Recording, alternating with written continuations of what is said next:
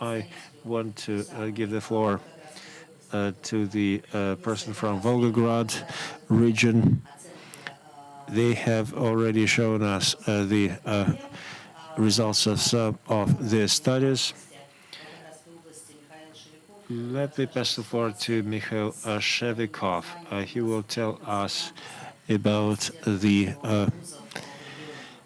results they received in their part of the country. We have prepared this presentation together with Albina Gukova, who is a professor at Volgograd University. This is a result of a big piece of work. I have acted as a coordinator and as an advisor in this study. We looked at this project as an experience in model development. We were interested in doing that because this experience could be applied in different fields. Students have many things in common. They have a similar life experience. They study same things. They learn new things in the same way. However, to work with students successfully, it is useful to break them into several segments. There are many ways of doing that, but we can just say that some of them are more aware of the financial system than others. There are many things we did, and amongst them, we developed our own definition of financial literacy. It's not to be an alternative look at the subject. We just said that this is an individual solution for a student and a key development indicator for a student community and for university in general. We wanted students to gravitate towards university for learning new things in different domains. You can see that student segmentation is good because many students, dozens of percent in our university, study economics. And it makes very good sense that getting basic knowledge in economics, macroeconomics, microeconomics, various other classes impacts their own awareness of financial system.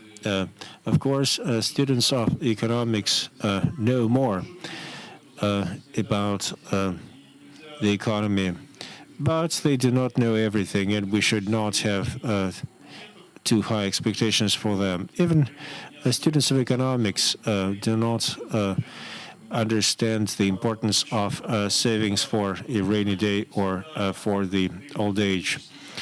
Simple knowledge does not always translate into behavior. This is perfectly normal. Like medical students have many hazardous habits, although they know that is bad for them, better than many other young men and ladies. So students of economics also have to improve their behavior and their level of awareness. We have developed three general approaches to financial literacy studies. We used a systemic approach that means that every component has justification for its presence. The system is cyclic. It means that a student develops into a tutor. students are asked to disseminate knowledge. They end up in that position in different ways. Students tell their friends and parents about things they learn in the university. They tell those things to their children. We also use a differentiated approach. It means that there are students who major in economics and those who do not. There are students who have borrowed money from banks, and there are those who haven't. The environment in which they live is rather similar, but everybody has unique personal experiences. There are things which incentivize students to learn. It makes very good sense to learn about financial arrangements. Students actually usually want to learn things. That's what they come to universities for. Today, there are many young people in Russia. More than 50% of all young people get higher education, university education. So when we develop these standards, we target most young people in all of the country. They are soon going to become economically active. They will be the ones shaping the economic policy and strategy of the country. They are going to shape the standard lifestyle for our society for decades to come. There are many opportunities out there, but there are also risks. We speak highly about our students. We say that they come to universities to become educated, to learn, but many of them still act like small kids. And there are many things which stand in the way of getting a good education. Many of them are not thinking about savings at all. Young people think that they will retire in indefinite and very remote future, and maybe they will not have to experience that. They're acting like small children, and this is something that we see very frequently. We have to change that through enlightenment. This is a risk, and this is also an opportunity. When students use financial products too much, they can become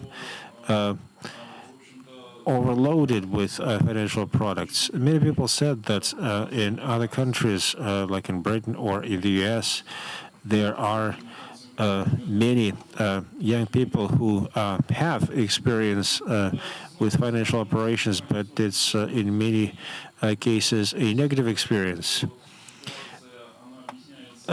This happens because of lack of education, but also the government changes its strategy regarding pension and retirement.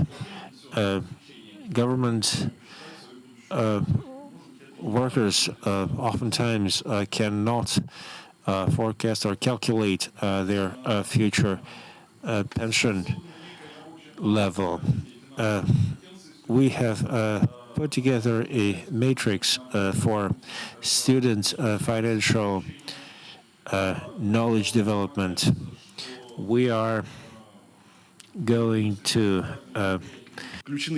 some educational events, so will be done outside or inside the main curriculum. So and then the practical skills in making correct financial decisions, because financial knowledge may go hand in hand with the absence of any practical experience. And that is why we need to create this to accumulate knowledge to a point when it can be translated into certain financial behavior. Then we need to develop practical skills to continue acquiring knowledge and apply it, and so sustainable learning process. And then the final goal is that so 4 or 6 years of the time spent at the college so will provide for additional knowledge acquired every day, and at a high level, because the students the third, fourth, fifth year, so they certainly can so acquire information of a more complicated nature.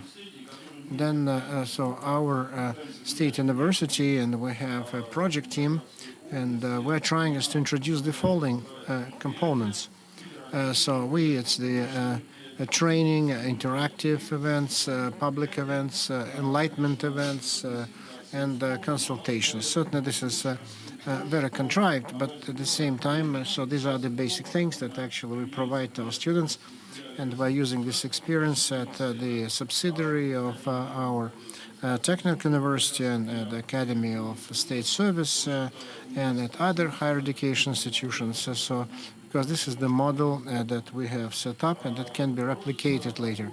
And we poll students, and it's kind of feedback mode. And so we develop different indices, a methodology of polling students. So they need to be certainly improved. So because there is an interesting logic that the results that characterize a certain level of financial literacy is